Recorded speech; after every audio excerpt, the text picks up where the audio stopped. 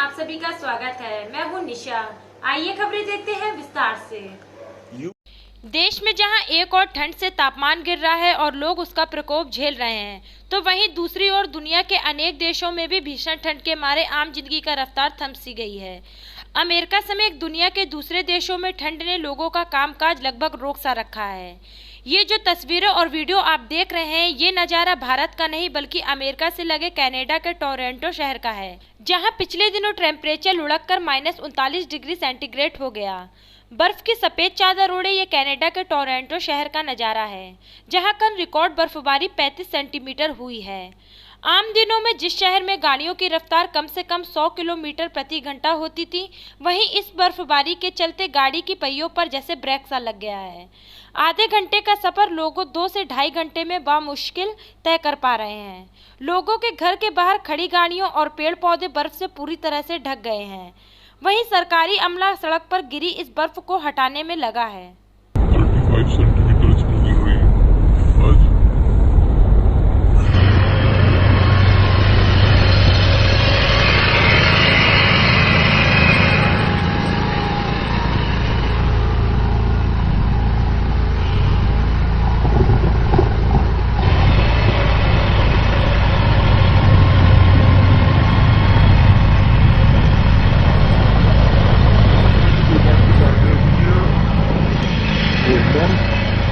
D'accord.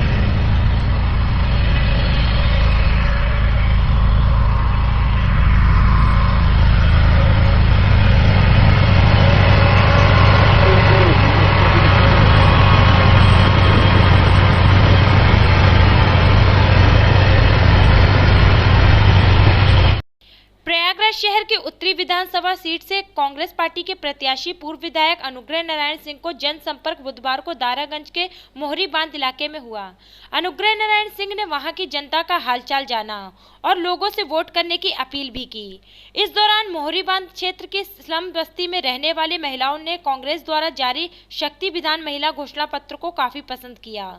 Congress party के घोषणा पत्र में प्रदेश में सरकार बनाने पर छात्राओं को स्मार्टफोन और स्कूटी तथा प्रत्येक परिवार को साल में 3 गैस सिलेंडर फ्री दिए जाने का ऐलान किया गया, जिसको महिला वोटर काफी पसंद कर रही हैं। ऐसे में महिलाओं ने इस बार ये मन बना लिया है कि उनको अनुग्रह नारायण सिंह को ही विधायक बनाना है और कांग्रेस पार्टी की सरकार को लाना है। हमारा सुख दुख में साथी और सुख दुख में साथ देने वाले एक ही नेता है, सिर्फ अनुग्रह नारायण सिंह जी। आपसे हम यही कहेंगे कि आप उनकी हाथ के पंजे पे बटन दबाएं, यही हो गया। जो अनुभव आप लोगों को हुआ है सरकार से, वो आपको वोट के रूप में बदलने का मौका है। सब जानते हैं कि सबका साथ सबका विकास की बात कही गई। विकास केवल सड़कें चौड़ी कर देना और लाइट लगा देने से नहीं होगा। विकास होता है इस धरती पर इस मनुष्य जो रह रहे हैं उनके जीने का अधिकार होना चाहिए। वो कैसे जिए, जीना केवल सड़क पे दौड़ना नहीं है। जीना मतलब कि आपके पास अपना मकान हो, सर छुपाने की जगह हो, रोजी रोटी हो, जिससे कि आप जी सकें, आपके बच्चों के पढ़ने की व्यवस्था हो, बीमार होने पे आप लोगों के इलाज की व्यवस्था हो। तो वही सरकार अच्छी होती है, वही लोग अच्छे होते हैं जो इन सारी चीज़ों की व्यवस्था करते हैं। तो अब आपको यहाँ से कोई हटा नहीं सकता बिना बसाए, चाहे केंद्र की सरकार हो मोदी जी की और चाहे योगी जी की। और आपने देखा कि कई ऐसे मौक़ों पे जब हटाने की कोशिश की गई है, उस आदेश के अंतर्गत आप नहीं हटाए। प्रयागराज में आज इस सीज़न का सबसे ठंडा दिन रहा। यहाँ शिमला से ज़्यादा ठंड रही। न्यूनतम पारा 4 डिग्री सेल्सियस रिकॉर्ड किया गया। तापमान के लिहाज से शिमला से ज़्यादा प्रयागराज ठंडा रहा। इससे पहले पिछले साल 12 जनवरी को 3.7 डिग्री तापमान दर्ज किया गया था। इस गलन वाली ठंड का प्रकोप शीतलहरी के कारण प्रचंड रहा। लोगों के हाथ पैर के तलवे सुन्न ही नहीं बल्कि नसों में खून जमने वाली ठंड महसूस की गई। सुबह घना कोहरा, फिर धुंध छाई रही। दिन भर सर्द हवाएं नश्तर की तरह चुभती रही।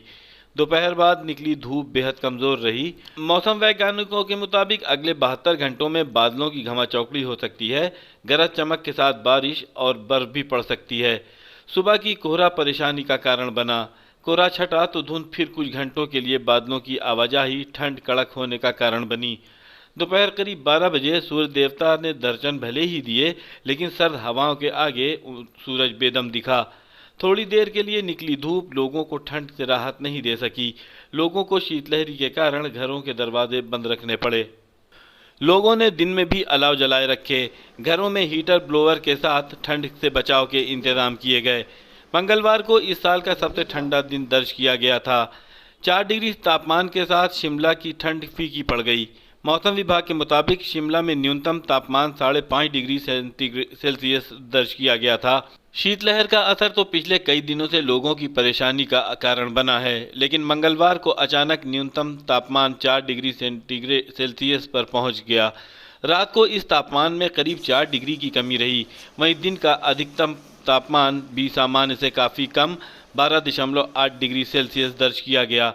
पारा अचानक लुढ़कने से पूरे दिन हाड़ कांपने वाली ठंड रही। बाजारों में सन्नाटा पसरा रहा। हालांकि दोपहर बाद कुछ चहल पहल जरूर देखने को मिली, लेकिन शाम को स्थिति फिर सिर्फ ज़रूरी आवाजाही तक सीमित हो गई। ठंड से परेशान लोगों ने शाम को बाहर निकलने से परहेज किए। अधिकतम और न्यूनतम तापमान में गिरावट के कारण घरों के अंदर भी गलन का एहसास हो रहा है। चौराहों पर भी अलाव के आसपास लोगों का जमघटाल देखने को मिला। ठंड का प्रकोप सड़क पर घूमने वाले जानवरों पर भी साफ दिखा। वे भी अलाव के आसपास ठंड से बचने का प्रयास करते नजर आए। एसएसपी प्रयागराज अजय कुमार पांडे भी कोरोना संक्रमित हो गए हैं। एसएसपी ने खुद इसकी जानकारी देते हुए बताया है कि उन्हें कोविड के हल्के लक्षण थे।